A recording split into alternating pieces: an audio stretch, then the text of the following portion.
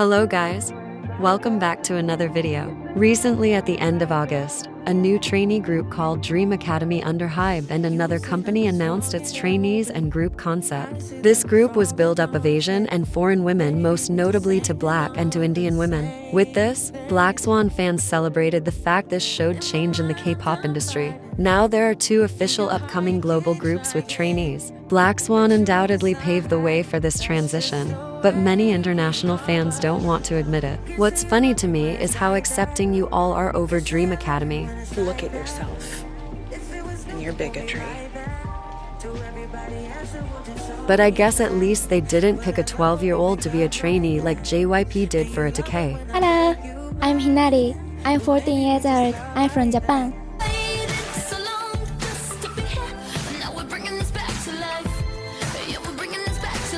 Firstly, I've seen a lot of Dream Academy fans say Blackswan didn't create the first global girl group. I'm not sure if that is true. I don't feel like looking into it because it really doesn't matter because Blackswan has always had impact. Their success and their impact as four non-Korean women helped pave way to the idea of more global groups. Even when Blackswan was debuting with two foreign women, it still left great influence and showed how diverse groups could be if they wanted to. There is no doubt without Blackswan's influence and the challenges they had to go through, the thought of these groups would seem more impossible in 2023. DR Music worked out the cons and pros, not only with Blackswan, but also with Alex from BP Rania. And now that the pros are more noticeable, a flock of new groups are suddenly emerging. I'm not saying they are copying this idea off of Blackswan, but Blackswan has definitely influenced them, mostly with the type of people they have chosen. But what's the difference between Hybe and DR Music? Two things. First, Hybe is still playing it safe. They chose foreign women that still somewhat fit the beauty standards of Korea. Small noses, small heads and very thin bodies, etc. Of course, let's not forget a light skin tone. They are still not bold enough to take on a dark-skinned woman, which is honestly understandable. Because I 100% know that y'all would either cast away or treat a dark-skinned woman differently than the other trainees. Look at how you've treated Fatu. Blackswan notably took on the challenge of debuting a dark-skinned woman, a brown Indian, and even Navi, who has a mid-body size. Secondly, Hybe has already built itself. They are also partnering with another company. If this project were to not go well, I don't think Hybe would lose a lot compared to DR Music and other smaller groups trying to take this challenge on. What is most notable is that these companies still aren't very fond of Black people, which isn't really surprising knowing the artists and groups under Hybe. They pick and choose Black people that closely fit in their beauty standards or are very light skinned or mixed. In my opinion, they are still too scared to choose dark-skinned women. Whether it's because they feel biased, I don't know.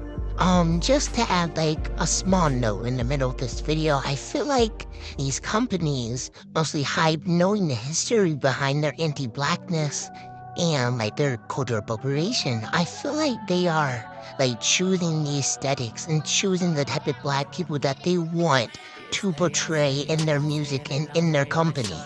I feel like these light-skinned Black women, and I'm not saying that of course they deserve to be here, but it really like makes you question knowing the history behind Hybe, knowing the history in their groups, the anti-blackness, the cultural appropriation, bada bing bada boom, and here you are casting very light-skinned women, talented by the way, very talented, but it really has to make you think. And even with A2K, I don't know if that's how you pronounce it, but just knowing that they went to Atlanta, Georgia.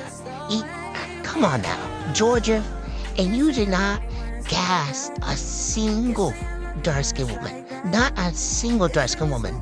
Like, that is like, makes me side-eye because there ain't no way. There ain't no way there was not a dark-skinned woman that auditioned. And because I know a lot of dark-skinned women that are K-pop fans. Like, it just doesn't make any sense to me. But yeah, that's just like something I want to add in here, because someone made me think about it in my comment sections. But yeah.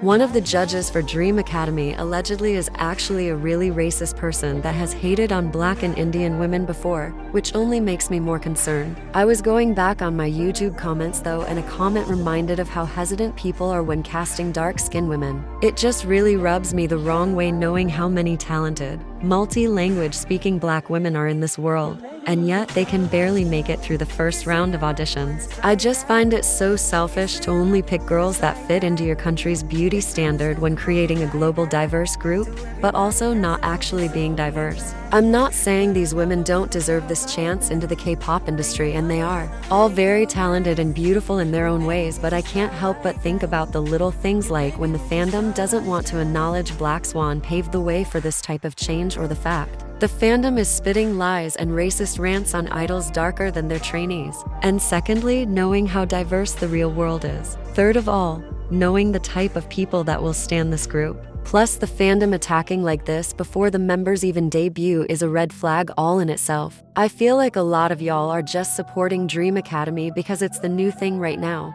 or because it's under Hybe and or in the same company as your favorite group or artist. You don't actually care for the members and will turn your backs on them as soon as you find out the girl or girls you wanted and they don't actually make it in. I feel like this will be a large part of the fandom if most of the girls picked aren't Asian or white, especially white. This to me looks like a show. It's like you guys are company stans. Even though Dream Academy will still face racial prejudice and discrimination, they will still hold big 3 privileges. I mean, they haven't even debuted yet and it already looks like they are getting sponsored by Samsung. But like I said, I find it funny how much y'all favor Dream Academy over Blackswan. I was thinking the last few days of why this was. I know a lot of Blackswan antis don't like Blackswan because of its past drama, but a lot of Blackswan antis nowadays don't even know the history of Blackswan. They only know the bits and pieces. Knowing that Blackswan has gone through 2 scandals, but if y'all took one look and educated yourself, both of those scandals was made up of lies and bullshit. Y'all's hate doesn't reflect the scandals though, so that really wouldn't make sense, you know, because personally me, I wouldn't racially attack someone because a member that is no longer in the group was involved in a fake fraud scandal, or that a member got caught bullying and deceiving people.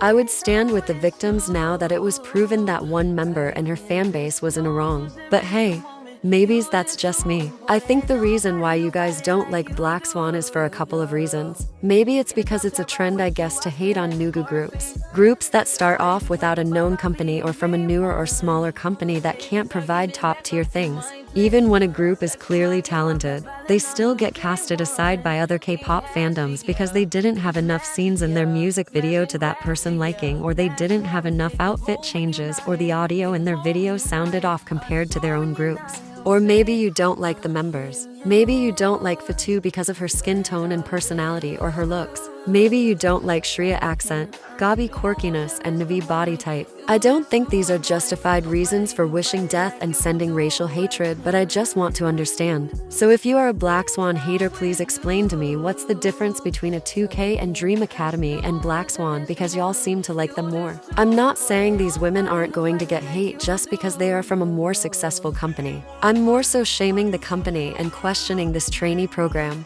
That is the end of today's video though. Honestly, I don't have many opinions on these girls and wish them all the best without racial discrimination. I hope you enjoy, and if you did, please subscribe, like, and comment for more videos.